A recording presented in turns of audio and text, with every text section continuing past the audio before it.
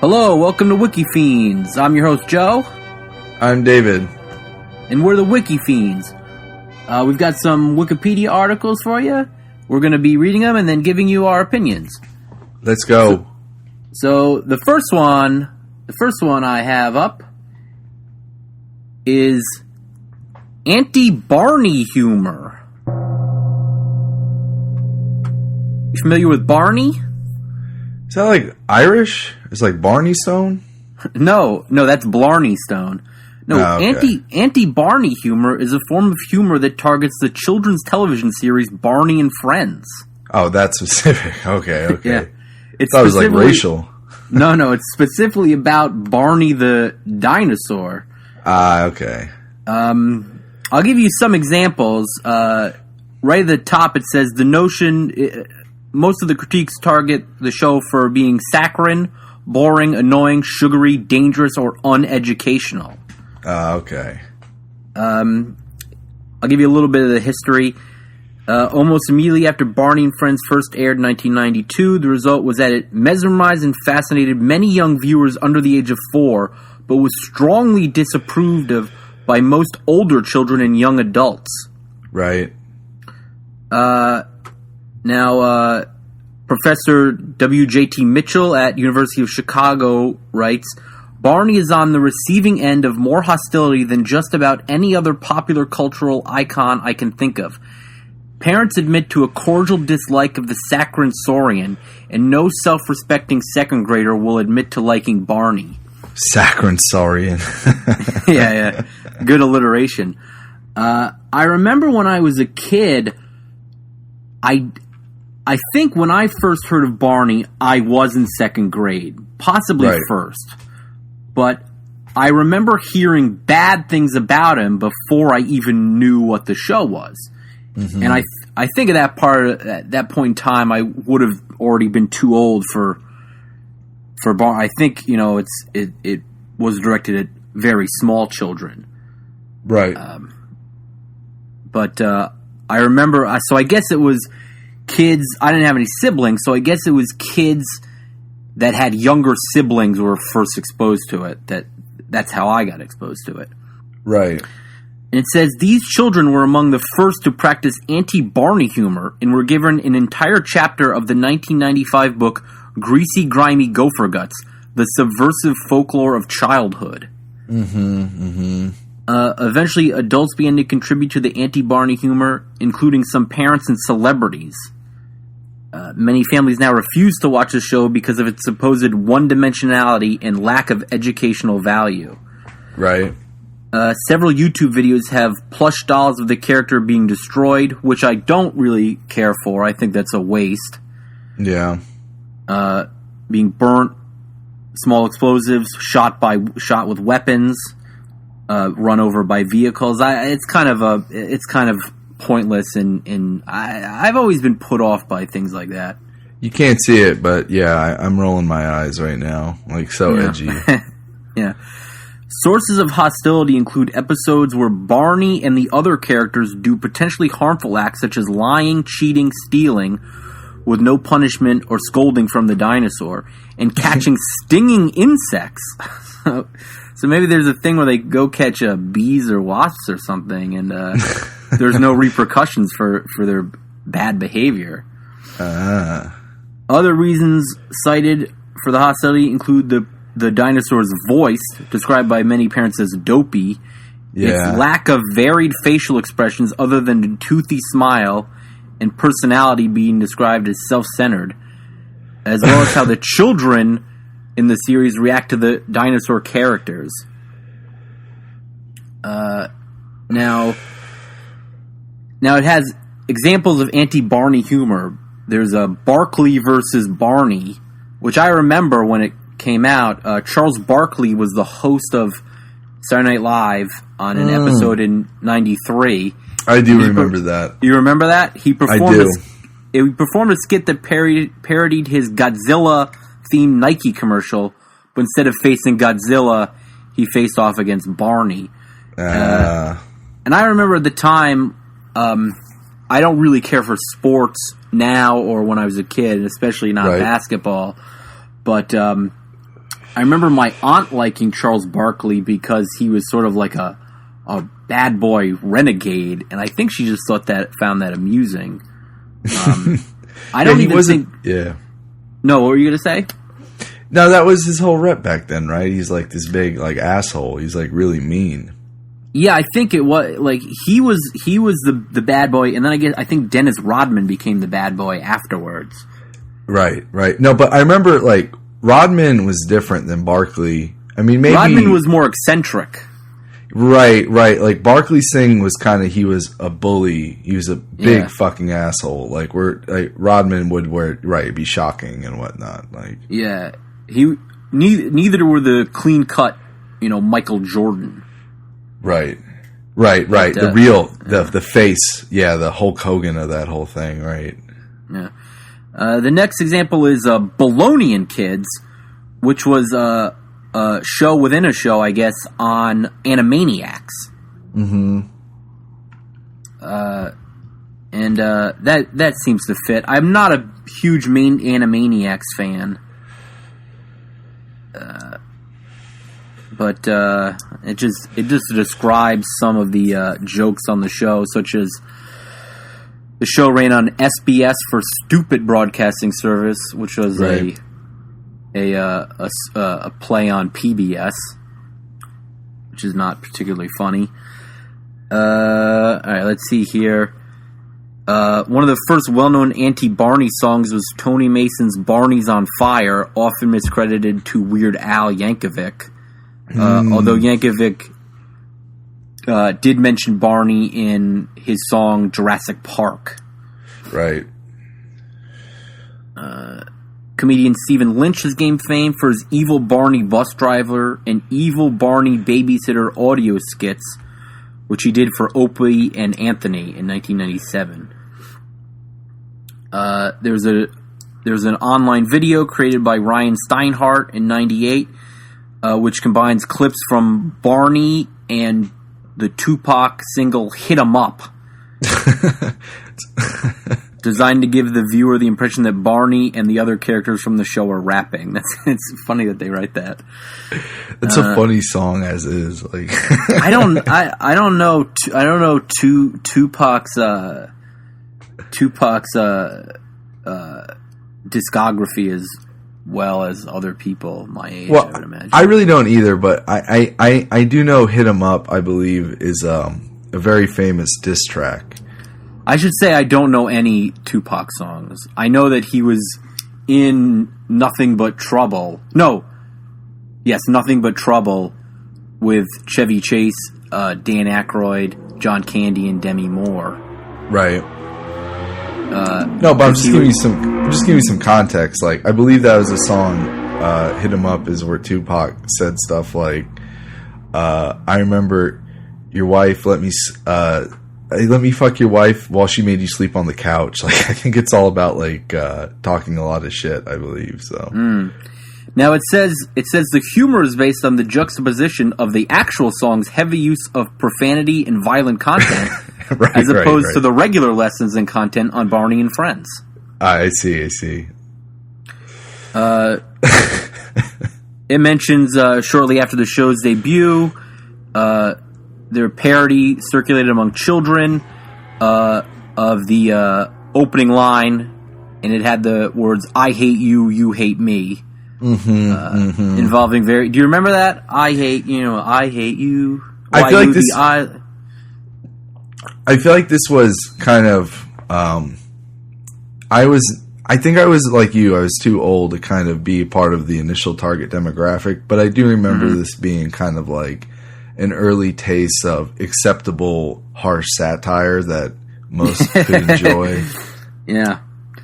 And it seems like people are still... It says there was a YouTube video created by the channel Jesus Laugh Films, released in August 2014, which pokes fun at the failures of New York Knicks professional basketball team. So I guess people are still,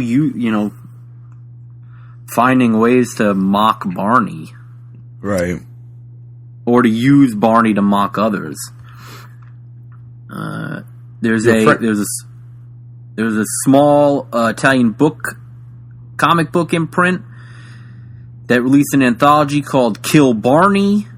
They released another one several months later called Kill Barney Again. Mad Magazine had a fold-in that had the line, "What single goal has brought agreement and unity among vastly different groups?" And then when you fold it in, it's a picture of a dead Barney, and the caption then reads, "Death to Barney." Are you familiar with those Mad fold-ins? Yes, that was a classic format by them. At the end pages, right? Yeah, I'm pretty sure they would still... I mean, I haven't read a Mad Magazine in years, but I would imagine they still do it. I mean, it's like usual Gang of Idiot shit. It's like cartoons in the margins. I mean, I don't know. I'm sure they still do it, though. What the hell's his name? That guy, Don. I don't know. I thought Don Martin. Oh, Don yeah. Martin. It's not Don Martin. It's not the floppy foot guy. It's another guy. Yeah. I used to know all their names, but... No, me too. Like, if that guy's still alive, they definitely still do it, I bet. Let's see here. I guess Barney was lampooned in the 1998 film Mafia, which was not particularly good. Did you ever see that? I did not. It was a J. Moore vehicle. I guess it was a send up of like Goodfellas and Casino and The Godfather, all those mob movies. Like a mob pastiche satire, yes. Like Scary Movie, right? Yes, exactly. And then there was a 2002 film, Death to Smoochie. Oh, I do remember that. Yeah, that was all right. That's a Danny DeVito film, I believe. All right. And then internet fiction. There's a video showing Elmo singing his song Elmo's World while Barney sings his I Love You song. And as a result, it's edited to portray Elmo shooting Barney. Now this I found interesting. The Jihad to Destroy Barney is a fictional jihad that sees itself in the ultimate battle against Barney, spelled Baharne therein, and his followers. Barney is depicted as a purple, scaly, lizard-like demon with sharp talons, long teeth, and glowing evil red eyes. This is the interesting part. References to a Barney jihad were found on Barney-related Usenet news groups as early as 1993. The website itself was active as of 1995. Furthermore, Douglas Streisand, a professor of Islamic history at Marine Corps Staff College in Virginia, discovered that the first entry of an internet search on the term jihad referred to Barney. There's some doofy, like, Barney equals 666 joke, which I really dislike those, like, numerology and math-based jokes. They're really lame to me, but... I'll give you a rundown. One is the character of Barney is well described as a cute purple dinosaur. Already not a good start. The next line is, the former Latin alphabet used V in place of U. Therefore, the phrase is modified to Kavut purple dinosaur. Letters that do not represent numerals were removed, leaving CVVLDIV. When the remaining numbers 100, 55, 50, 501, and 5 are added, the result is 666, the number of the beast. All right, it also works with lovable purple dinosaur. All right, computer games. Game Wolfenstein 3D was modded to replace boss characters with Barney. Because these changes were destructive, the developers separated media data from the main program when developing Doom. These were known as WADs, for Where's All the Data? This was modded to feature Barney as one of the enemy targets. So it looks like the impetus for creating WADs was people modding Wolfenstein to insert insert Barney. So I guess without Barney, we would never have had that doom wad made by that one Columbine killer. You remember that? It sounds more complicated than that. I mean, that would just be changing the graphics. Like, I mean, they actually made levels, though. Like, what are you saying? I mean, just I get what you're saying. All right. Computer game released for Macintosh called Barney Carnage. All right, there's a couple of different things. Now, here's interesting. Lions Partnership, owner of the intellectual property rights to Barney and Friends, claimed that Barney spoofs represented trademark and copyright infringement. Lions lawyers subsequently demanded that such material be removed from the internet. Some site owners complied after such threat, but American law establishes parody as a fair use defense against such infringement claims.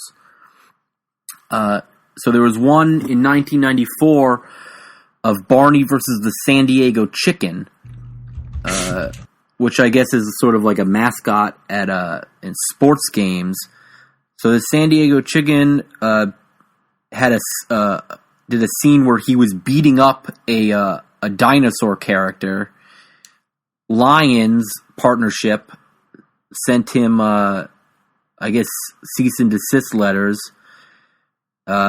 He didn't stop, and Lions filed suit claiming copyright and trademark infringement.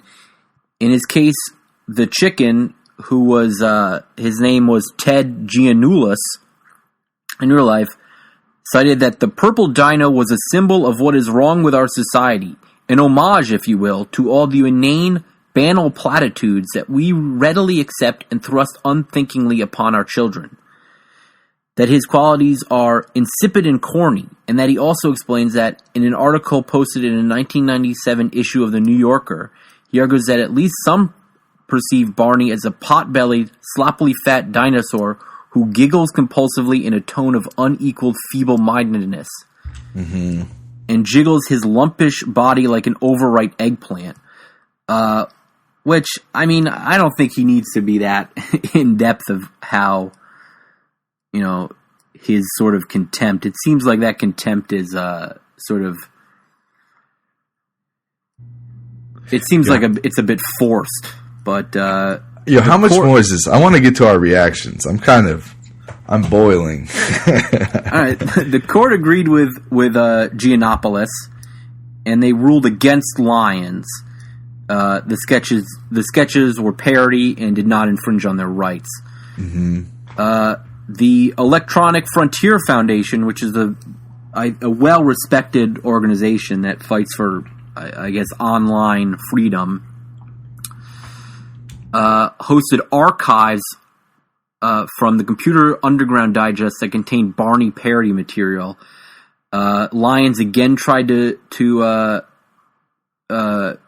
send threatening letters, but EFF kept them up, claiming parody.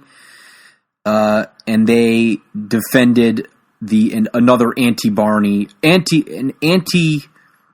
defended themselves against another lawsuit from Barney's right holders, and it happened again in 2001 with a website, Cyber Cheese. I don't know. I don't see why people still feel the need to make. This was in 2001, but I don't see why people still feel the need to make anti-Barney humor, because it's not a particularly big. Oh yeah, no, it's like making fucking OJ jokes or something. It's just like.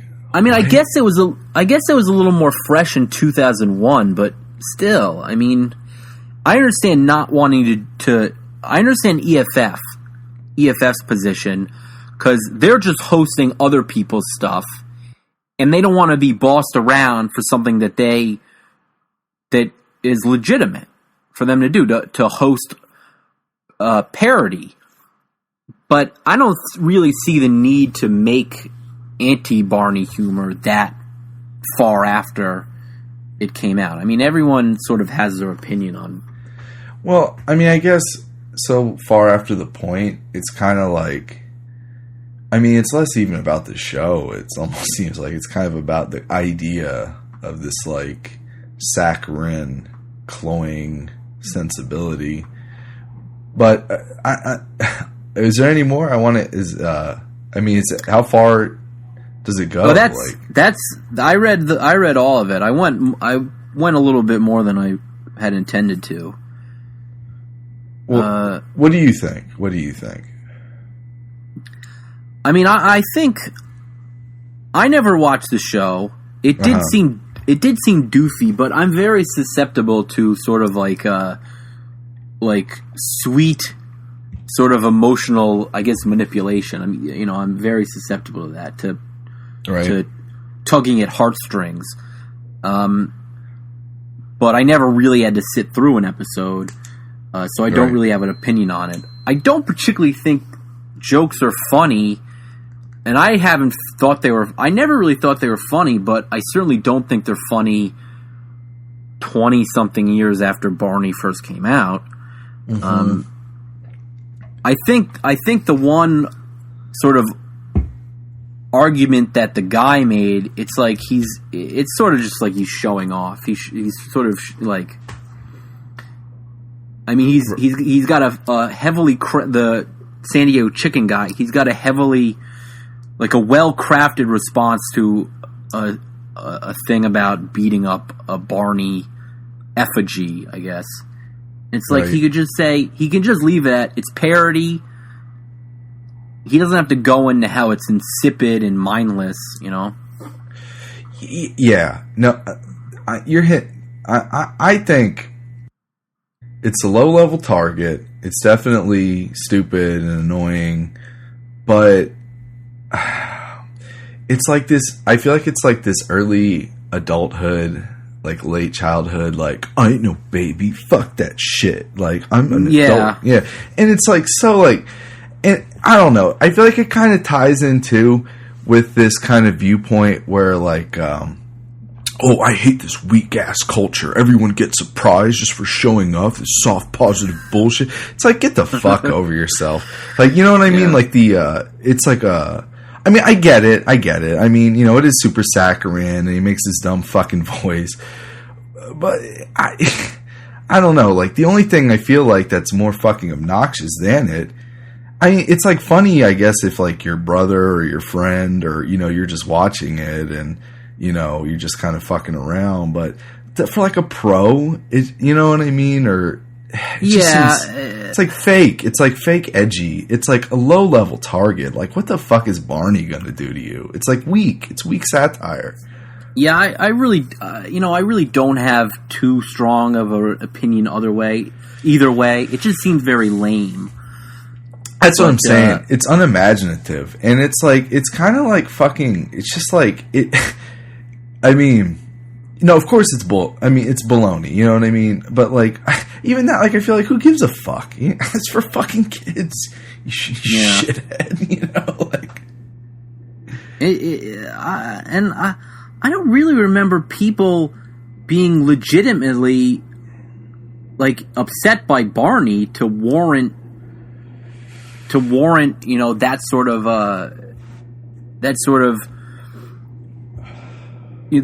sort of joke making. It just seemed like they were using Barney as a way to show that they could make mean-spirited jokes, Yeah, well, and I mean, like I say too, I think he's kind of, I mean, he's representative in a way of kind of like soft values, or like, you know what I mean, like just being a dumb pushover and blah blah blah blah. Like, it's to like go against it so hard shows like a kind of fragility almost, in my opinion, like a mental fragility. Like, I don't know. I do not care for the Barney owners Lions partnership in their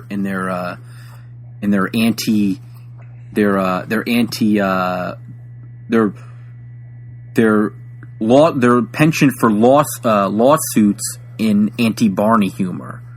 I mean, that's pretty egregious to me, and they're wasting their money because it doesn't seem like any way they'll never they could win. Yeah, it just seems like they're throwing good money after bad, as they say. You know, it's like learn your mistake once, but you know.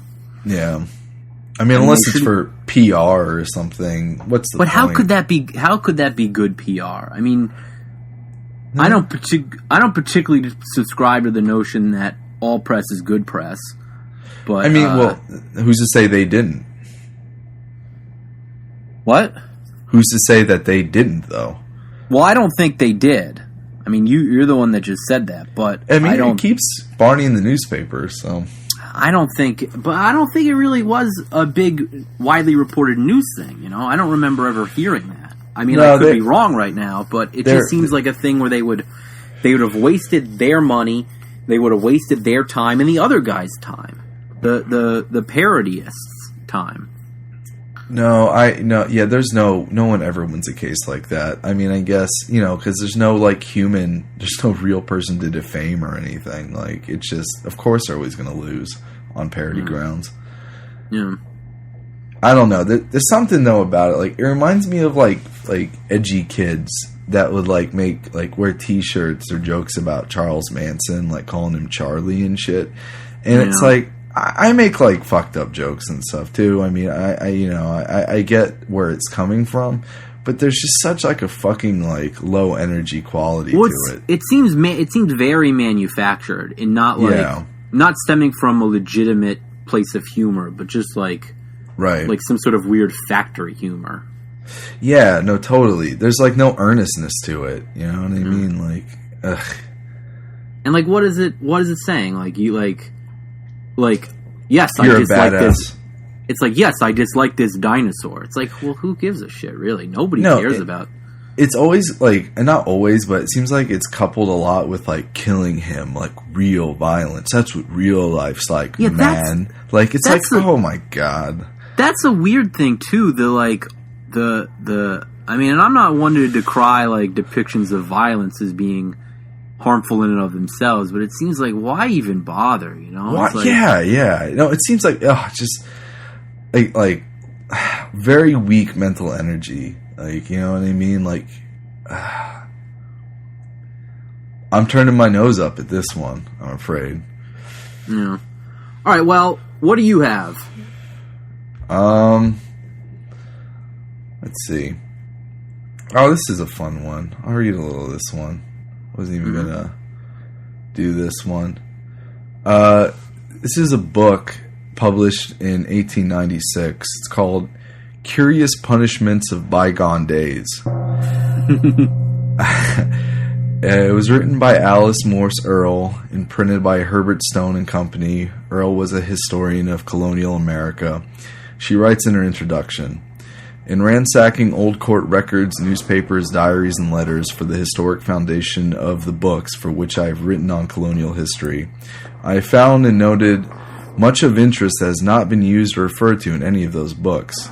An accumulation of notes on old-time laws, punishments, and penalties has evoked this volume. As the title suggests, the subjects of the chapters is various archaic punishments. Morse seems to make a distinction between stocks for the feet in the stocks chapter and stocks for the head described in the pillory article, which itself clashes with the modern-day understanding of a pillory as a whipping post." So, I find this one to be very interesting from it. The Drunkard's Cloak. Do tell. No, I'm intrigued though. There's a really good picture of this on the article for the book as well. I'll read a little bit from Drunkard's Cloak. It's a type of pillory was used in various jurisdictions to punish miscreants. The offenses this would be employed include typically drunkenness, and it was first made a civil offense in England by the Alehouses Act of 1551, or better known as an act for keepers of alehouses to be bound by reconnaissance. What it basically is here's an early description. Men drove up and down the streets with a great tub or barrel open on the sides with a hole on one end to put through their heads and to cover their shoulders and bodies down to the small of their legs, and then clothes the same, called the new fashion cloak, and so to make them march to the view of all beholders, and this is their punishment for drunkards and the like. So it's essentially you're wearing a barrel. Now I got worried for a second that they were coming to give you the drunkard's cloak. Well, I get how they called it the new fashion cloak. It's like the young man's new style. That's kind of like that classical thing you see in like cartoons of not classical, but classic thing you see of someone losing all their money and then having to wear a barrel. Yeah, totally. No, it's kind of like it's like a guy who drinks so much he turns into a barrel of alcohol. You know what I mean? It's kind of just like this weird. It's like poetic. Yes. It's like a poetic justice thing. Right. I mean, but more with more whimsy than, let's say, a Dante. Right. A Dante hell punishment. Definitely. Like, it's like, oh, you like to walk around foolishly, huh? Well, that's kind of the most interesting one. I mean, is there any other thing that's good from that book?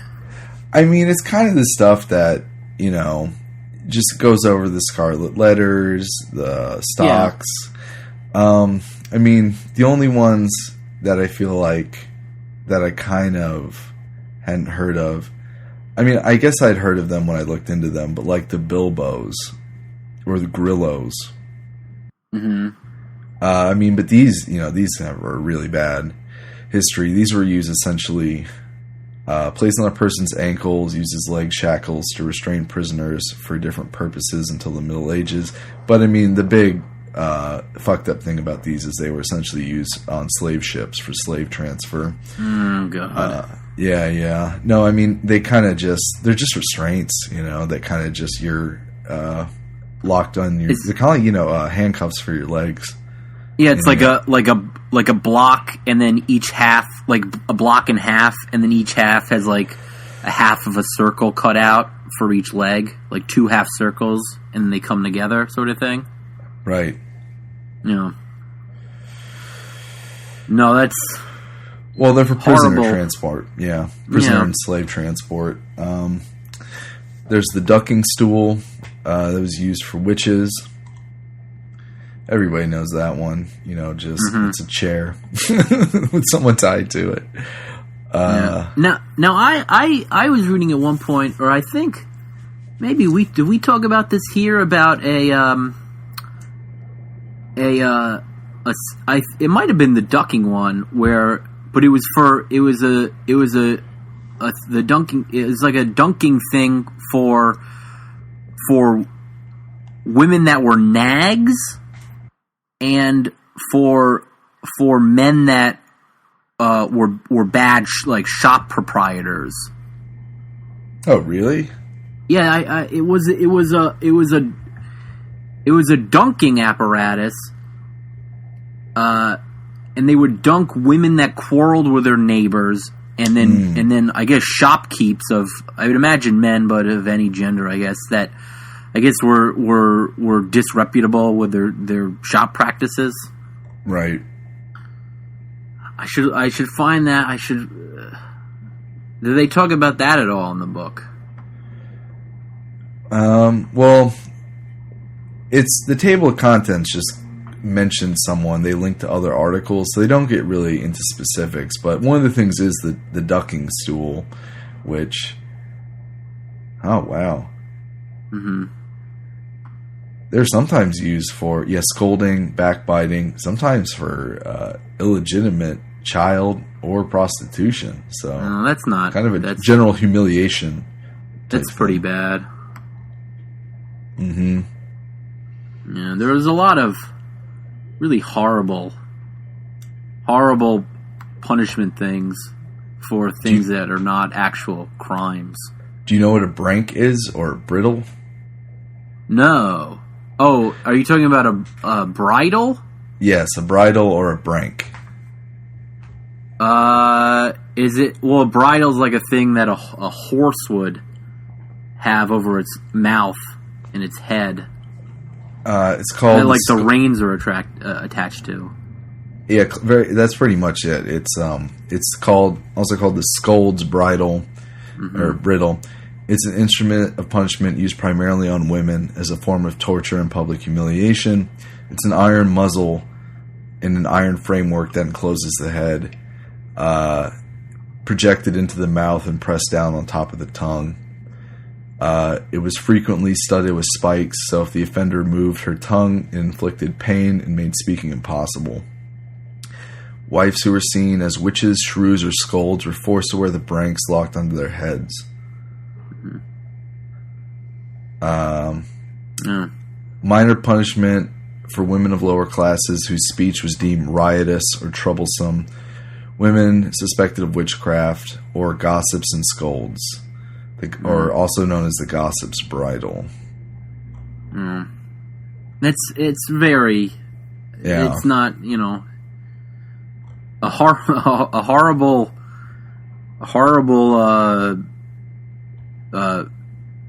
tangible piece of history from a horrible time, I guess.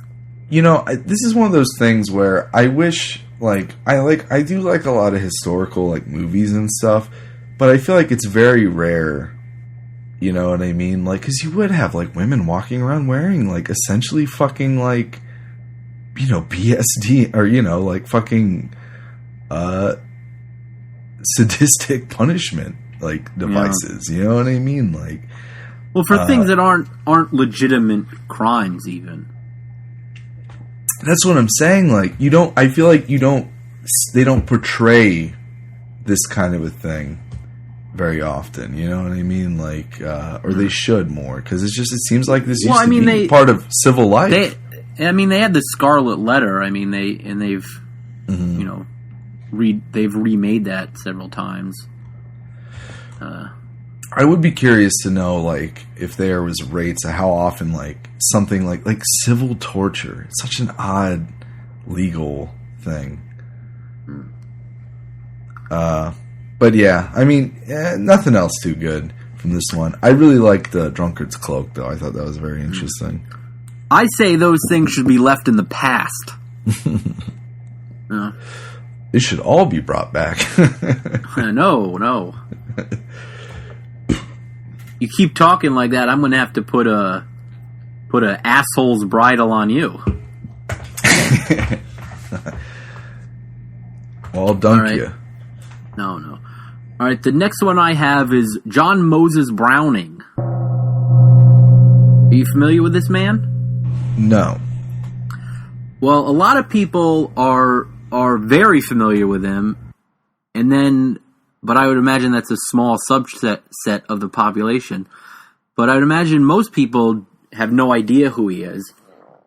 John Moses Browning, born in 1855 in Ogden, Utah, was an American firearms designer who developed many varieties of military and civilian firearms, cartridges, and gun mechanisms, many of which are still in use around the world. He is regarded as one of the most successful firearms designers of the 20th century, and is credited with 128 gun patents. He made his first firearm at the age of 13 in his father's gun shop. He invented or made significant improvements to single-shot, lever-action, and slide-action rifles and shotguns. His most significant contributions were arguably in the area of auto-loading firearms. He developed the first auto-loading pistols that were both reliable and compact by inventing the telescoping bolt, integrating bolt, and barrel shroud into what is known as the pistol slide. So I'll break it down. What's interesting about this guy is that his first sort of gun patent was a single shot falling block rifle. I guess of this, you can think of like sort of like a Sharps rifle, which would have been used in the Civil War. Uh-huh. So he starts out making and improving upon these old designs for cartridge weapons, for cartridge guns. When was he active? 1855 he was born. Right? But he lived till he was 71, dying in 1926. Okay. And he was around for he was not only around for, but came up with many of the gun designs that are in use today. Right. Including the Colt 1911, and the M2 Browning machine gun, which is a 50 caliber machine gun, which is a big gun. It would be used. It was used on fighter planes. Wow. Yeah, it's sort of like I mean, it's also used in ground things, but I mean, it could be mounted to a tank, right? But it's still in use. So this is a guy that started out designing single shot rifles in the 1500s. I mean, not the 1800s. 1885. I was looking at was when one of his patents was from, his early patents, to designing gas, the first sort of gas-powered machine guns that are still in use today by the United States military, among others. Right. Now, I'll give you a quick list of sort of some of the things he came up with. I'll omit some of the smaller ones, but he invented several. He came up with, I guess, invented several ammunition types, cartridge types: the 25 automatic Colt, the 32 automatic Colt, the 380, the 45 automatic, and the 50 Browning machine gun. And those are all, still made today. The 380 and the 45 are very popular rounds that are in production. It seems like he's like a real optimizer, like, because I do think like guns are interesting in a way, because it's not like, because they seem like there's little difference between guns and like crossbows in terms of their effectiveness initially, but then guns leap ahead so far than any other kind of ranged weapon. I feel like suddenly, a big part of it was how he, and particularly utilizing the gas that was created by the gun. So when a gun is fired, not only does the bullet leave the barrel, but some gas also leaves the barrel. So I mean, in a lot of his designs, his auto loading designs, he used that gas on other mechanisms to reload, not reload, but to work the action of the gun. Right. Essentially, to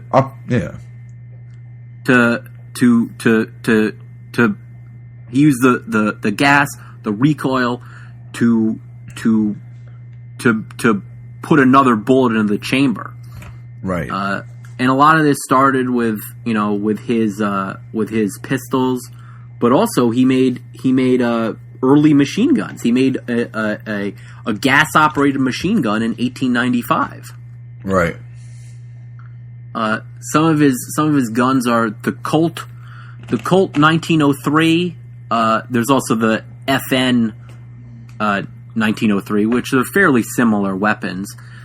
And those were probably, if you've ever played the game Red Dead Redemption, that's the high powered pistol. I see. He came up with the 1911, which was the standard U.S. military sidearm until the 80s, and is still used in some units, select units. but it has a very big, a very big following, commercial following. Right. And that's, the Terminator has used that gun in, he used that gun in the first Terminator, Arnold Schwarzenegger's Terminator character. John Moses Browning invented the 1887 lever-action shotgun, which, if you've seen Terminator 2, is the shotgun that he uses when he's on his motorcycle that he spins around. Right. Some of the other ones are the high power, the Browning high power, the Model 8 automatic, the 1894 lever action rifle, which is very widely, is all over the place. The 1895 lever action rifle, which was Teddy Roosevelt's hunting weapon, and then just a ton of other things that have been in use for years. That are still. It's just kind of interesting, the fact that like not only auteur.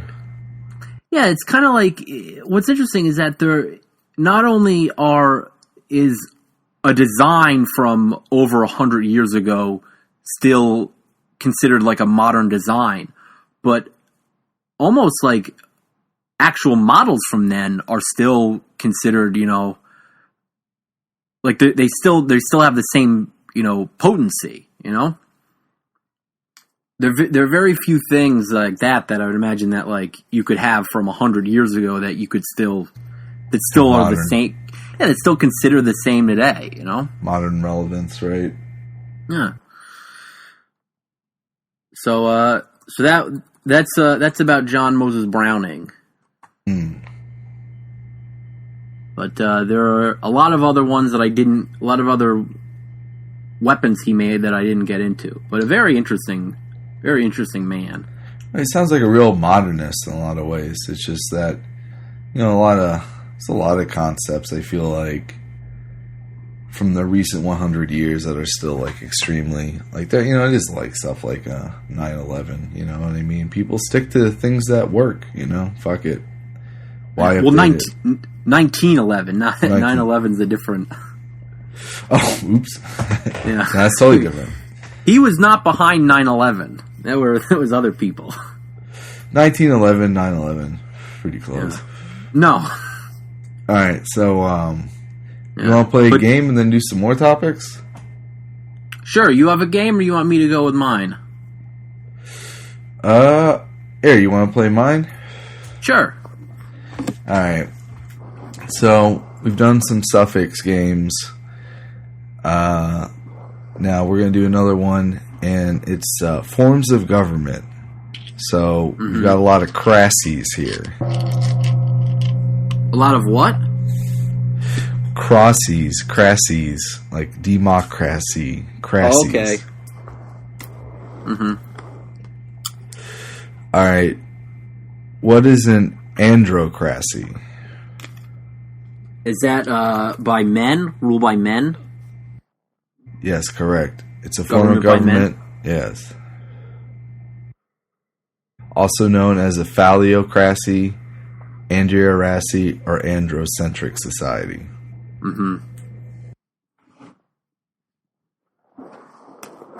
What's an autocracy? Autocracy? Autocracy, yes. By one person. Correct. Do you know what a Khanate is? Khanate? Yes. How is that spelled? Khanate. Khanate. Was it ruled by a Khan, like a Genghis Khan?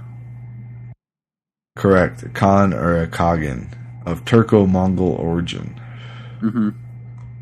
Alright, let me find another one. Do you know what a dicta blanda is? A dicta blanda? Yes. No. You want to make a guess? Dicta like words? Dictator. Okay. You want to guess? Right. It's a type of dictatorship. Dictablana? Mm-hmm. I don't know, just tell me.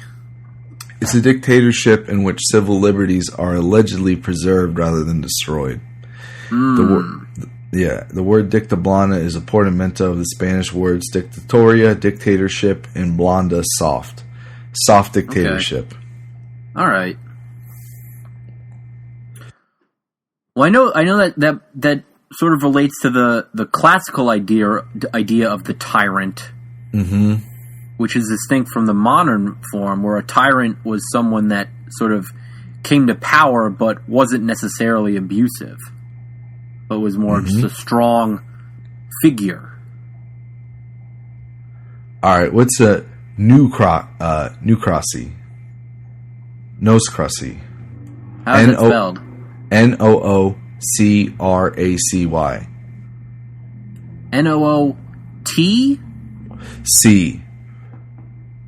Nuke. Oh, God, I have no idea.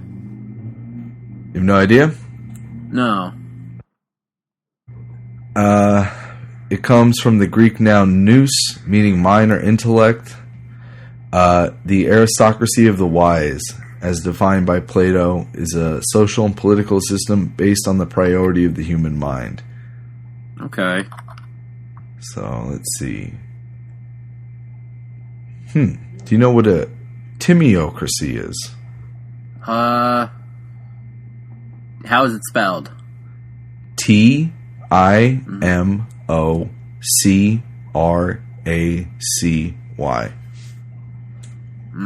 I'm not sure. Time, meaning price, worth, is a state where only property owners may participate in government. Okay. That's sort of like early American history. Yeah, they gave examples like the men of the 500 bushel. Those who produce 500 bushels of produce per year could serve as generals in the army. Hippies, the knights who could equip themselves in one cavalry horse for war, valued at 300 bushels per year. So it's kind of, it goes back to like Athens and shit. It's like very old. Yes. What's a vetocracy? How is it spelled? Like veto. Like veto democracy. Vetocracy. I don't know. Is that more like a does that have anything to do with like a consensus democracy? Like nothing passes until it escapes a veto from anyone? I don't know. It's kind of close. Yeah. It's a dysfunctional system of governance where no single entity can acquire enough power to make decisions or take effective change. It was kind of a pejorative. Yeah.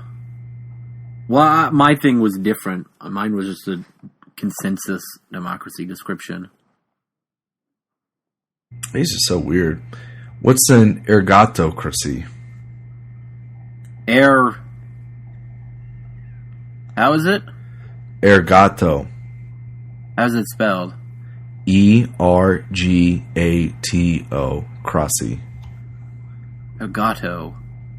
Ergates, based on the Greek word ergates. I don't know. I feel like I should know that, but... Worker.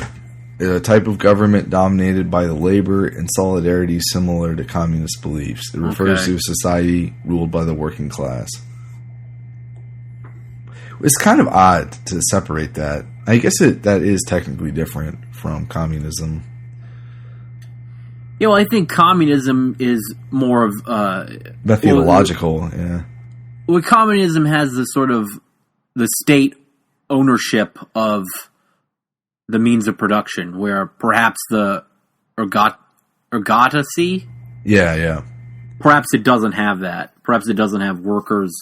It just has workers in control of the government, but not necessarily a state ownership of property.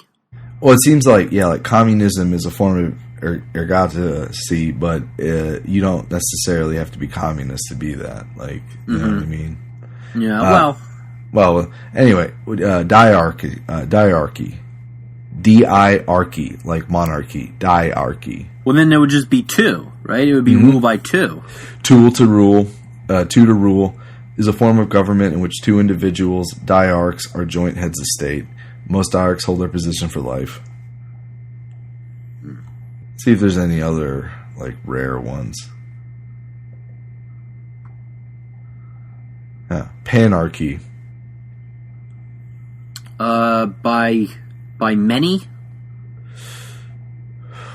A rule by all? That's right. Yeah. It's a conceptual term listed as a chiefly poetic meaning of a universal realm, the starry panarchy of space, the all-ruling. It's kind of an interesting one. Let me see. Stratocracy. Strato, like stratos. Like stratosphere? Or strategy. Oh.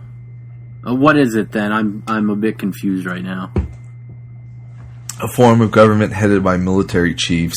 It's not quite the same as a military dictatorship or military junta, where the military's political power is not enforced or even supported by laws. Rather, stratocracy is a form of military government in which the state and the military are traditionally and constitutionally the same entity, and the government positions are always occupied by commissioned officers and military leaders. It's a pretty rare one, actually. Cossacks. I don't know what that is. Or Cossacks. Cossacks. The Russian How's it spelled? Thing. Like the Russian thing. Cossack. Yeah, Cossack, yeah. Yeah. Are you asking me how a Cossack is? You asking me how a Cossack is? What government Cossacks have? Well, it's saying notable examples of stratocracies include. There's one in Burma, and then it says historical ones include Cossacks. Okay. Yeah. So Cossacks are a stratocracy. All right.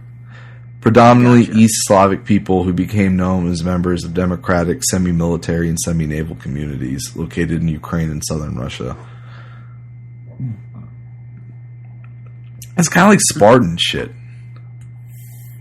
The Cardassian Union of Star Trek is considered one. Okay. We could just keep going and going. Do you want to do one more and call it a thing? Yeah, sure.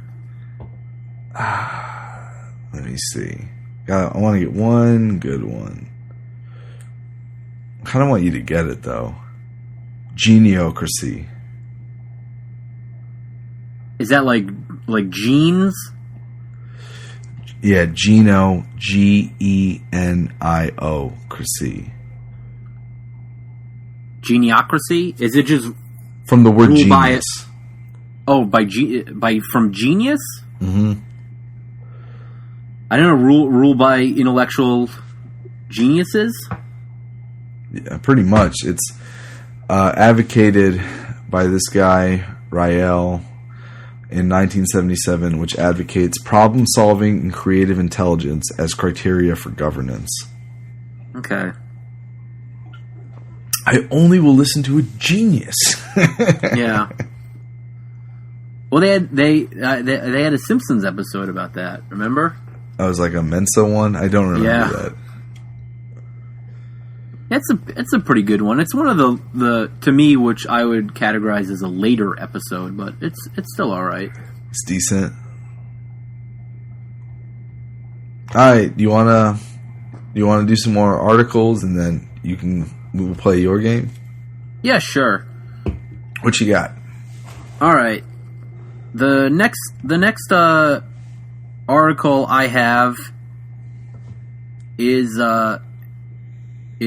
it's a short one, and it might not be the most pleasant topic. Ryan Holle. Have you heard of this person before? No. Ryan Holle, born in 1982 in Pensacola, Florida, was convicted in 2004 of a first-degree murder under the felony murder rule for lending his car to a friend after the friend and others at the party discussed their plans to steal drugs and money and beat up the 18-year-old daughter of Christine Snyder.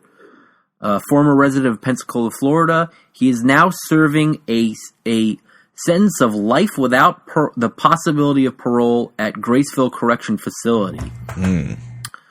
So, on the early morning of March 10th, 2003, after a night of partying, Holle lent his car to a friend and housemate, William Allen Jr. Allen used the car to drop 3 men off at the house of Christine Snyder, where they removed a safe containing 1 pound of marijuana and $425. During the burglary, one of the men, Charles Miller Jr., used a shotgun he had found in the house to bludgeon Jessica Snyder to death. Holle was 1.5 miles away at the time. Prosecutors sought the death penalty for Charles Miller Jr., who confessed to the killing, but he was sentenced to life without parole. The 2 men who had entered the Snyder's home with him each received the same sentence, as did the driver. Christine Snyder was sentenced to 3 years in prison for marijuana possession. No evidence was found proving she was a drug dealer.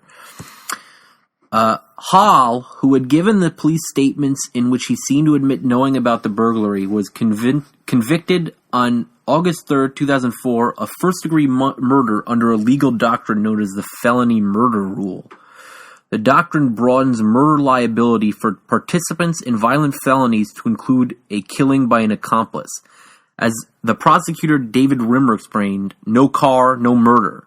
The victim's father, Terry Snyder, concurred it never would have happened unless Ryan Holle had lent the car. It was as good as if he was there. Here's a statement in defense. Allen said in a pre-trial deposition that all Holle did was to say, use the car. I mean, nobody really knew that the girl was going to get killed. It was not in the plans to go kill somebody, you know. Holle had no criminal record. He had lent his car to Allen countless times before. In a 2007 interview with the New York Times, Holle stated, I honestly thought they were going to get food, adding that when they actually mentioned what was going on, I thought it was a joke. He added that he was naive and had been drinking all night, so he didn't understand what was going on. Holle was the only involved person to be offered a plea bargain that might have led to a sentence of only 10 years, but he refused the deal. Holle's trial lasted 1 day, including testimony, jury deliberations, conviction, and sentencing. So this is an 18-year-old kid, possibly 19 at the time. No, it looks like he's still 18. No, I guess he was 19, but this doesn't matter. He's sentenced to life without parole for lending someone his car, and one of the people that was in the car that someone else was using killed a person. So did he end up I guess getting life? Ryan Holle, the person who lent the car, is currently in prison with a sentence of life without the possibility of parole. Really? What state is this? Florida. He wasn't involved in any of the crimes, and it seems like the prosecutor, who sounds like a real dickhead, says if it wasn't for Ryan Holle lending the car, it wouldn't have happened. It was as good as if he was there. Yeah. That's the father. The prosecutor said no car, no murder, which, I mean, should not hold up as a legal argument, because I mean that's bullshit. There's so many. I mean, should the guy who sold the gas to power the car also be in prison for life? I mean, yeah. Where do you stop? I mean, I could see being the parent and being like, you know, this crazy person said to you they're going to kill somebody with your car. Like, how could you give it to them? But then it's like, oh, get real. Like, who the fuck would believe that? You know what I mean? Yeah. Like, come on. Like, yeah, and it sounds like I mean, you really hope that the father was not involved in didn't take the stand to talk about, you know, his daughter's death, because that's just, you know, playing a sympathy card, right? And you know, he's looking for it sounds like he's looking for vengeance and not justice, because it's not a just thing that this kid should be in jail for his life for something he didn't do, and they all admit he didn't do it, but they're saying he lent his friend a car, so that's the same thing. Wait, so what was it technically called? It was just like, it's when you're an accessory to murder by providing or something. Like, what is the exact thing called? It's called felony murder rule. Felony murder rule. Yeah. It's a legal doctrine in some common law jurisdiction that broadens the crime of murder in two ways. First, when an offender kills regardless of accident or without specific intent to kill in the commission of a dangerous or enumerated crime, she is guilty of murder. So I guess if you did a robbery and you killed or something like that, yeah. Yeah, let's say you go into a place to rob it and you shoot your gun in the air, right? And let's say the bullet goes through the roof, right, and kills someone. It goes through the ceiling and it kills someone on the floor above you, right? That would be a murder, even though it would, if you weren't robbing someone, it would just be a manslaughter or right, another. It wouldn't be a first degree murder, right? And then it seems like it also provides. It broadens it to include people that are, I guess, an accomplice. Right. So this is kind of like a justice thing for you. You feel like this is really unjust. I can see that. Like, it seems. Oh, definitely. Yeah. Yeah. I mean, I wonder who pushed this. If it was the father of the victim, or the family of the victim, or the prosecutor just trying to get some extra points. You wonder what the motive was. Yeah. Well, I would say it ultimately rests on the prosecutor or, the district attorney, because even if the dad wants it, he can't make it happen. It has to be the It seems frivolous. Yeah, like absolutely frivolous. To take away someone's whole life just because they were drunk and let someone borrow their car. Like, give me a fucking break. It's very gross to me. But. Yeah, no, I mean, because it could have been, if he said no, then it would have been the next fuck ass who was around, you know what I mean? Can I borrow your car? Oh, and then he's the one going down. Like, it's so arbitrary. Yeah. And the fact that he's, he thought it was a joke, I mean, that's a legitimate excuse to me, because, as you said, who would believe it? And then, he was drinking. And it's not like he did anything in and of itself that would be wrong.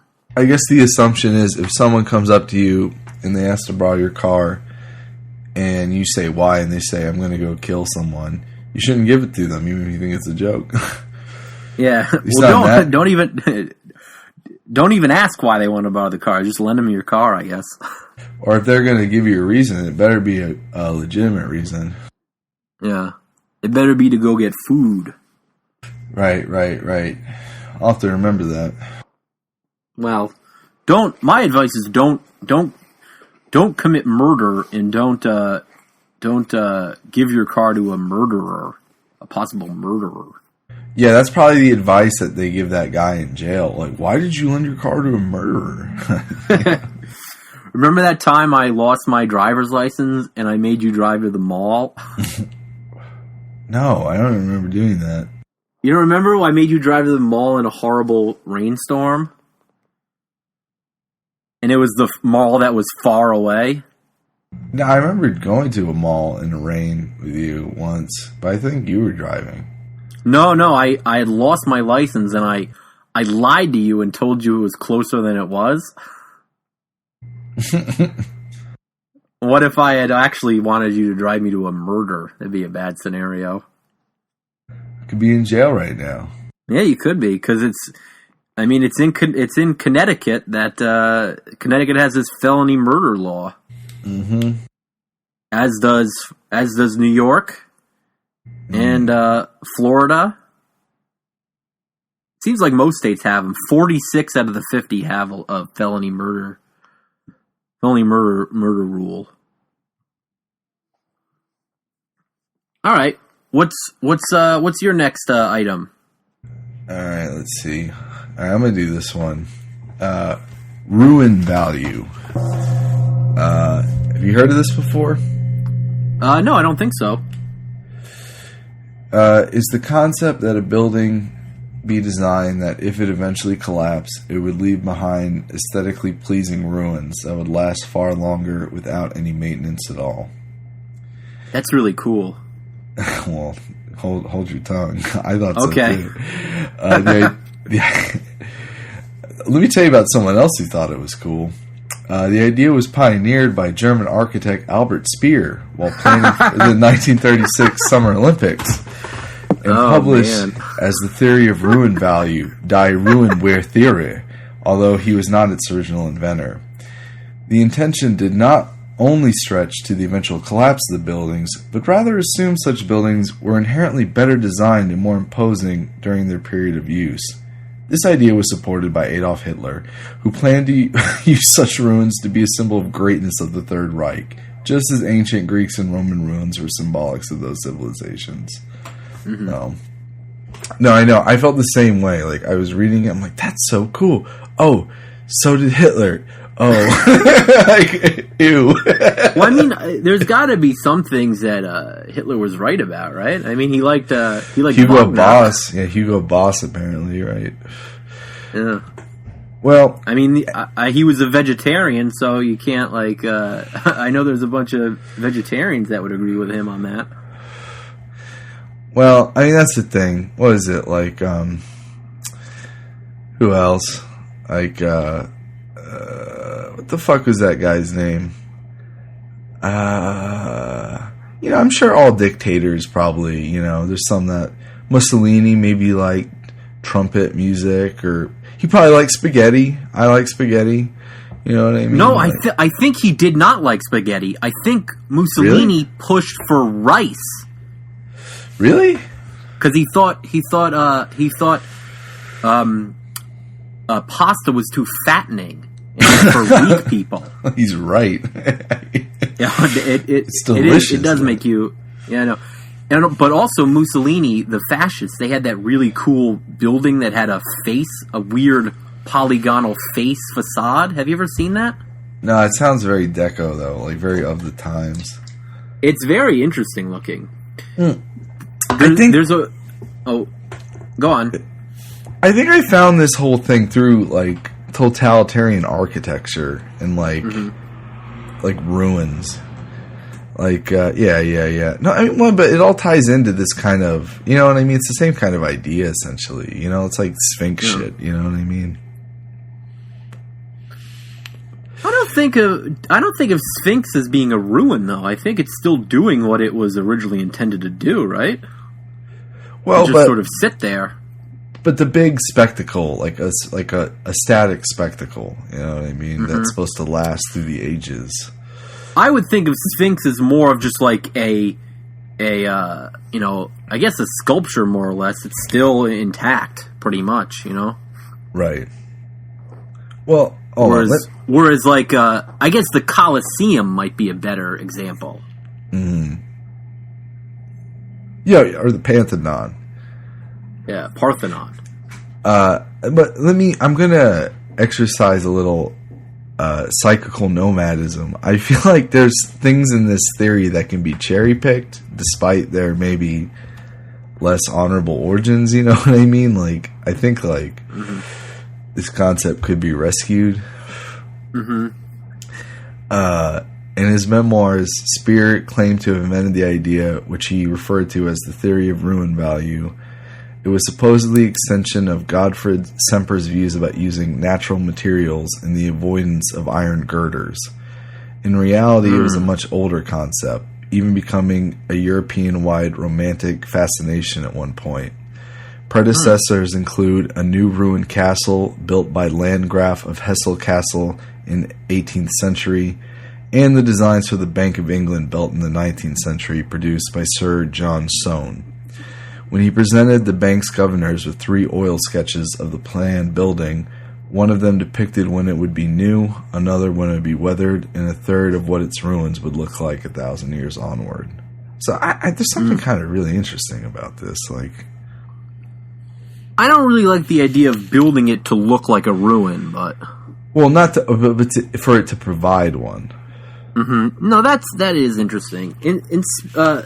Speer's an interesting character because he was like the only one that at like the high-ranking Nazis at like Nuremberg to sort of get off easy, right? Because he sort of admitted all wrongdoing, said like what was wrong, and he felt horrible about it. I didn't know that. There's also some sort of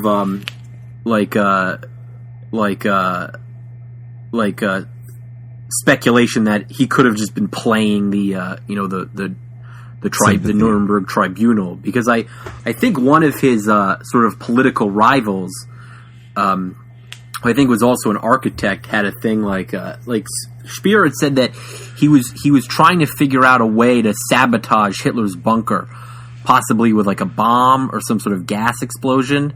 Right. And the rival, whose name I can't remember, said like, bullshit. Yeah. Yeah, he said like, are you meaning to tell me that the highest ranking architect in the Reich was unable to find a 20-foot ladder to drop a bomb down a shaft? Right. That's a good point. Yeah, that guy's funny, but that guy was also like, he was sort of the opinion like, no, the Nazis were right. So like, well, architects are interesting to me. They really seem like mercenary. Like, I mean, whether the guy was for it or against it, I mean, the point is that he took the dough. You know what I mean? He worked for the history's enemy. You know what I mean? And like, you reap what you sow with it. But it sounds like he fucking got off. That's weird. Oh, listen to this though. There's modern versions of these too. Mm-hmm. A modern example of intended ruins with a planned warning sign for a proposed nuclear waste repository at the Yucca Mountain, which was intended to endure more than 10,000 years and still convey an enduring, if negative, impression for future generations. Keep out, don't dig here. That's pretty cool. I've heard of shit like that. Yeah, it's interesting.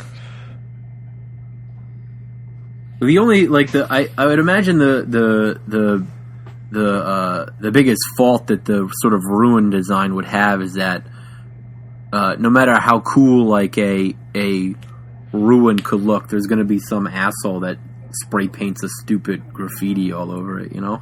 Yeah, like fuck Barney or something. Yeah, or just like their street art name, you know? Yeah. Interesting idea. It's kind of like... No, there's a couple of weird ones. Like, there's another thing, like hostile architecture, where that's kind of like where you design it where, there's spikes and, like, there's seats, but they're uncomfortable. It's kind of to dissuade, like, homeless people, actually. Yeah, I've seen that.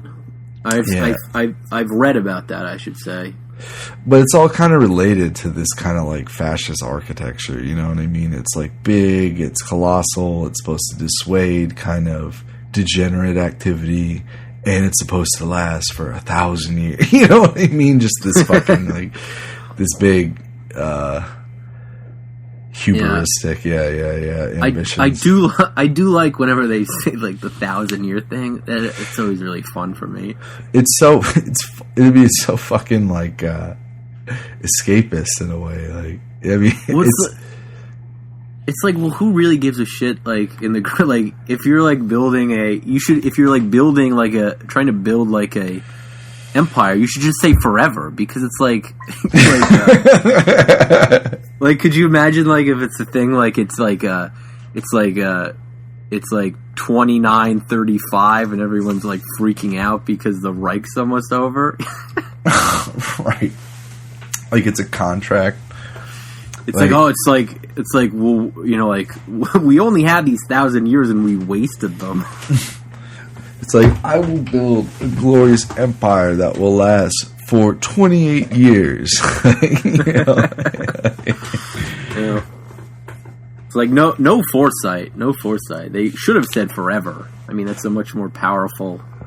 I don't want to give any advice, though, to future Nazis. To, like, totalitarians, right? Well, they probably do. Yeah. Like, I'm sure that's what Kim Jong says and shit, you know? That's, like, the North Korean thing. See, yeah. They're doing it. They get it. Yeah. We should start another podcast, Advice for Totalitarians. All right, should we move on to the next? Let's go. I have my game. You want to play the game? Yeah. Let's go. And then wrap it up. All right. I've been. I'll just preface. I've been listening to a podcast about toys. So I've got a little toy game for you. Let's hear it. Are you familiar with the G.I. Joes? Not really. Well, I'm going to be working specifically from the Real American Hero line, which was from the 80s to the sort of early 90s. But did you ever have any of these? I really didn't. I was more of a Teenage Mutant Ninja Turtles guy. All right. Well, that might be a good thing for another good game for another time. What I'm going to do is I'm going to give you a name and sort of what they do. And okay. I want you to tell me if they're a G.I. Joe or if they're working for Cobra. Yeah, the enemy. I do know Cobra. Yeah. Okay. All right. So the first one I have, I'm going to give you the name and I'm going to tell you what they do. Okay. A brief description. The first one I have is Scarlet. Scarlet. And, let's see here. Counterintelligence. I'm going to say G.I. Joe. He's American. Yeah, well, I don't think they have to be American. I think sometimes they could be foreign, but... The good guy. Yeah, they're a Joe. Okay. That is correct. It's a woman. Her real name is Shanna M. O'Hara. From Atlanta, Georgia. All right. I'm good with the tropes. I know I can sniff a villain out. That sounded too. No. Yeah. And bear in mind too, stuff like counterintelligence, like that. Only the good guys would do that. You know, like. Well, that's sort of like what like CIA stuff. So. Right. Well, but like you wouldn't refer to the enemy or the bad guys of having counterintelligence. You would say spy, mole, or you know what I mean, like. Yeah. All right, go ahead though. Well, I might have to alter my description a little bit, but. Yeah, like obscure it for me. All right, Mutt, and Mutt is a dog trainer or dog handler. Gotta be Joe. It's too like dogs. The enemy doesn't use dogs. All right, that's correct. Mutt and if I remember correctly, it came with his dog junkyard. Nah, if it was a bad dog trainer, it would be like Fang. You know, it'd be like more like vicious. Mutt, like everyone loves a mutt. Like, come on, like you know. Like. All right, let me hear that. The next one I have is Vapor, and Vapor is a pilot. I'm gonna say that's a Cobra. That sounds kind of villainous. You got it. Yeah. All right. So the next one I have is Breaker. And Breaker is a communications. Joe. Yeah, correct. Breaker's real name is Alvin R. Kibbe, and he's from Gatlinburg, Tennessee. That's like a vacation spot. I've been to Gatlinburg. Yeah. It's nice. Yeah. The next one I have is Big Boa. Big Boa is a troop trainer. A what? A troop trainer. Trains troops. Big Boa. I'm going to say Joe. No, he's Cobra. A Cobra. Yeah. Oh, Big Boa. Fuck. Like Boa Constrictor. God damn. Yeah. Yeah, he was, let's see, he's a Cobra's trainer. First released in 87. Big Boa is a brutal, unfeeling taskmaster who whips the unruly Cobra troopers into shape. I see. I was thinking like Boa, like Feather Boa, like a kind of like fashionable, like drill trainer, like a gay Joe. Yeah. Like like this big, muscular, bear drill sergeant. Mm-hmm. All right, next. Copperhead. Oh, it's got to be Cobra, yeah, right? Yeah. Are they all just snakes? Like, oh, fuck. They're not all snakes, but Cobra was an air driver swamp vehicle operator. It doesn't say his real name, though. I want to hear some of Cobra's intelligentsia. All right, well, maybe we'll get to that.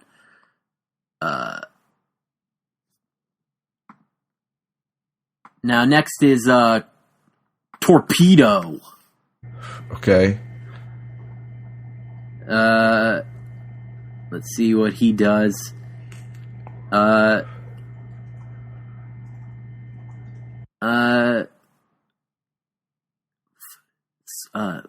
Explosive it sounds devices. kind of either way. I don't know about this one.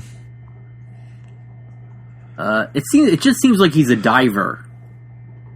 Like he's an underwater guy because he's proficient with underwater explosives, the butterfly knife. He sounds pretty assassinaty, so I'm going to say Cobra. Here's what it says here. He is regarded by his teammates as highly competent, but is said to have the personality of a cold fish. He could be Joe then. That sounds kind of like positive. I'm going to say Joe, yeah. Yeah, no, he's a Joe. Oh, okay. I thought Cobra when he said explosives and butterfly knife. It sounds pretty rough. Yeah, I mean that's an interesting. The art on the thing has him with like a spear gun. Right. He seems pretty cool though. Blowtorch. Like a flamethrower type character. That's correct. Blowtorch. Like I don't think like flamethrower seems like the weapon of the oppressor. I'm gonna say Cobra. No, he's a Joe. He's a Joe, huh? Yeah. Real name Timothy P. Hanrahan, and he's from Tampa, Florida. What military context is a fucking flamethrower used except for burning down fucking villages and shit, and like for just fucked up usages? Like, well, they used to use them to clear like caves and stuff. Oh, okay. But they were used a lot in the Pacific, like in islands. Like in like spider holes and stuff. I see. Yeah. All right. Scrap iron. What's the MO? Let's see here.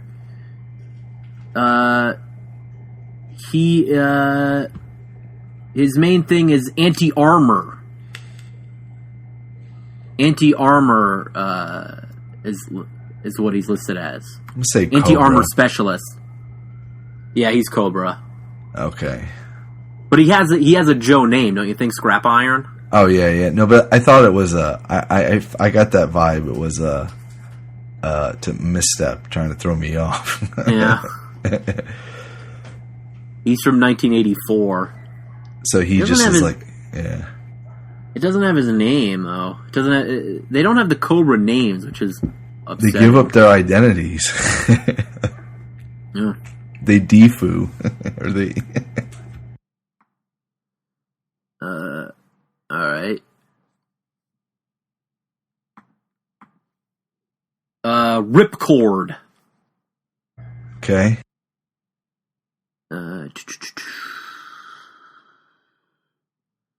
See what he. What's the see what shtick? it says he is. High altitude is his area. He sounds courageous. I'm gonna say Joe. Yeah. High altitude, low opening jumper. Like a jumper would be like on Cobra would be more like, I don't know, like dive bomb or something more like negative. Yeah. Yeah.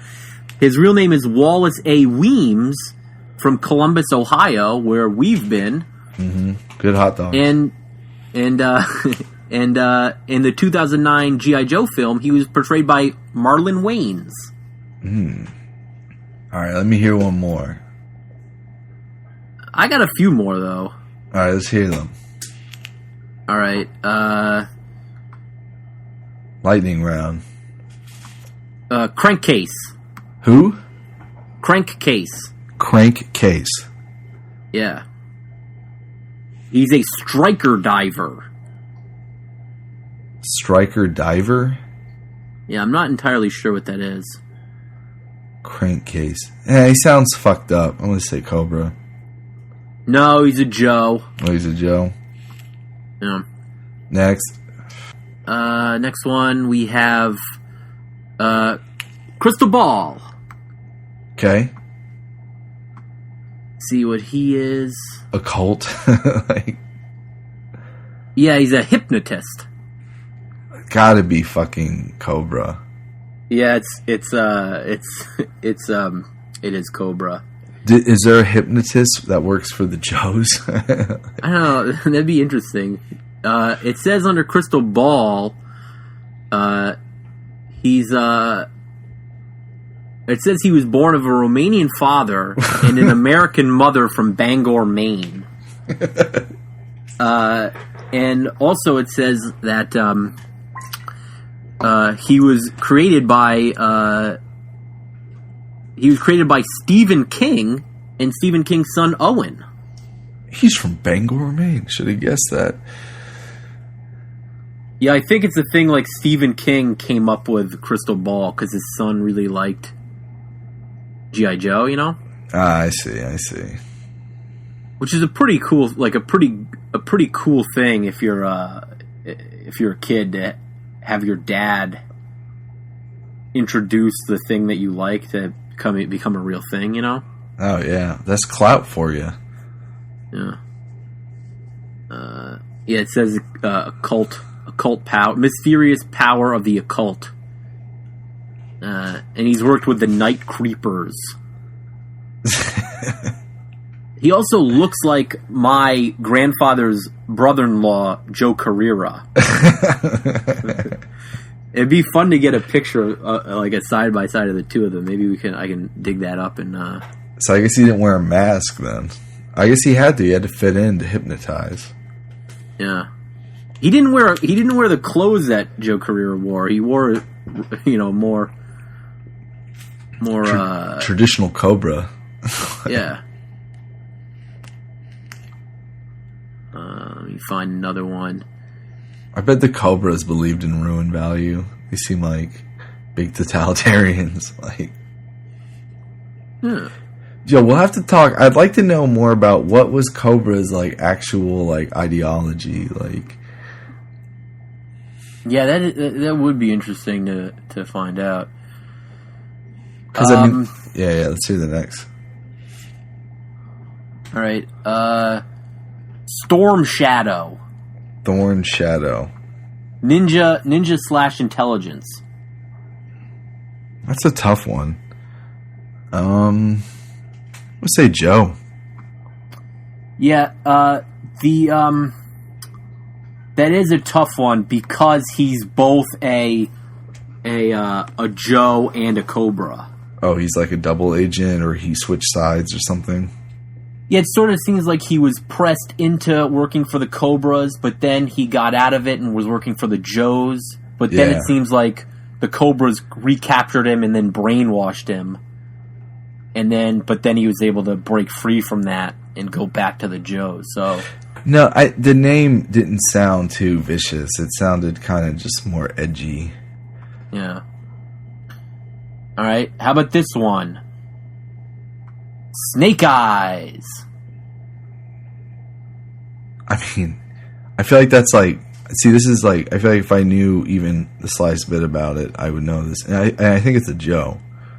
Yeah. He's a pretty big one. Yeah. But, like, I don't know shit, so you threw that in there. Yeah. All right. How about one more? One more. All right. Let's see what I got here.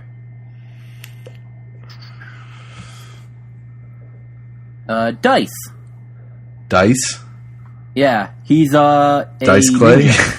Oh, Ninja. Well, he's created by Andrew Dice Clay, but he doesn't look like Dice. He was? No. Oh. It's a ninja? Yeah. I'm gonna say Cobra. Yeah. He's a bow staff ninja. Yeah. All the Cobra names are pretty big giveaways. Yeah. Like, let me read you some of the other Cobras. We've got Cesspool. What, cesspool? Yeah. Let me guess what his was. Was he like into toxic biological weapons? Chief Environmental Operative. It actually lists his real name and birthplace. His name was Vincent DeLeva, and he was from Newton, Mass. Massachusetts. Yeah. There's Crocmaster, Serpentor, who is a Cobra Emperor.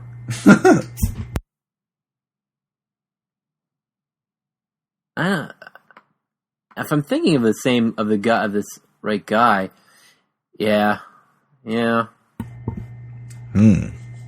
It's weird though, because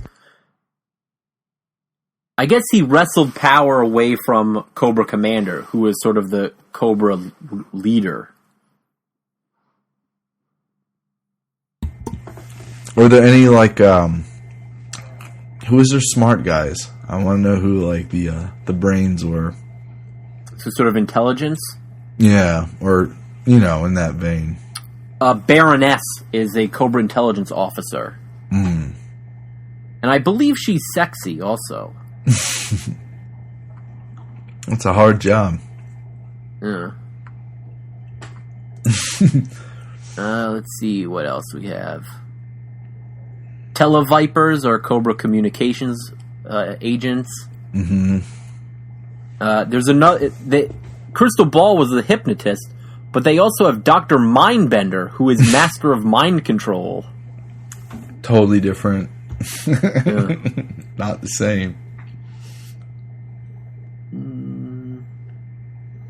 It seems like that's a good amount of what the that's good of the intelligence people were.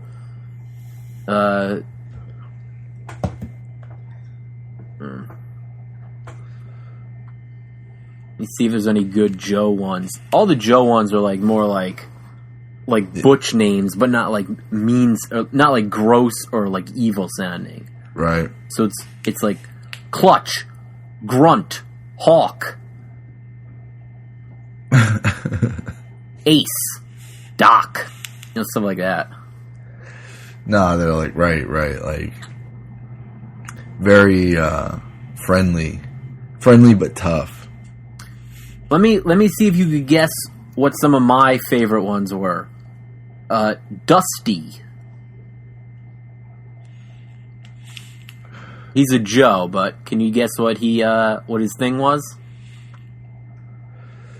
Dusty. I mean, it sounds like he's dirty. I don't know. I mean, I'm assuming something to do with guns, though. I don't think he sounds like an explosive guy. Well, he's a general desert trooper. Oh, yeah, duh. Regional. Yeah, I get it. Yeah, Dusty, he had the figure, I remember, it had, like, under his hat, like at the back of his hat, it had a little, like, cloth thing that draped over the back of his neck. That, like, would shield his neck from, like, sandstorms. And I lost him at the beach. He went back, another tour. Yeah. Can you guess who Chuckles is? Fuck. That sounds like some demolition thing. No, Chuckles is an undercover agent. Oh. Ooh. And I really liked him because he wore just, like, regular clothes. Like, he wore pants, and then he wore, like, a Hawaiian button-up shirt. Oh, right. Like, he was always vacationing. Yeah. Joe, they're here. Like, I've been hanging out, getting drunk, and I heard all this. Like, yeah. Well, those were some of my faves, but very good. Yeah. All right.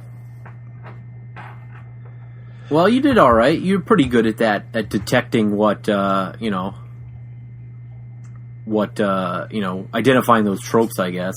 Yeah, we'll have to. I'm good at the face heel thing, and they throw you off sometimes. It's interesting. No, you did pretty well at it. Maybe if you don't look it up, maybe the next time we could do or you could do it to me. Maybe a Teenage Mutant Ninja Turtle thing. Yeah, allies versus enemies. Yeah, and all that. Yeah. Well, you can't be like Raphael, but Splinter. Yeah, Splinter was the rat, and then Shredder is the bad guy. Right. Yeah. Were there any characters in G.I. Joe that were like neutral? They like weren't for Joe or Cobra? I don't think so. You're either with us or against us. Yeah, it seems like you just wouldn't be involved in it. At least in the toys. I'm sure there were things in like comics or like the show that were just like right, more ambiguous. Yeah, just like background people, but it'd be funny, like, it's like, I'll help you, Joes, but I'm not against Cobra. Like, you know, like, shit, like. All right, well, I think that about wraps it up. Cool. I just want to remind people to check out my post-apocalyptic tarot deck, Omega Land, available on Amazon. Dave? Yes, and go buy Backstab the card game now. All right. If you have any comments, you can email us at Wikifiends at gmail.com. Send us any thoughts you have, or if you have any suggestions for things to talk about, we'd be glad to hear them. But I guess that's all for tonight. So thank you, and have a good night. Good night. Bye.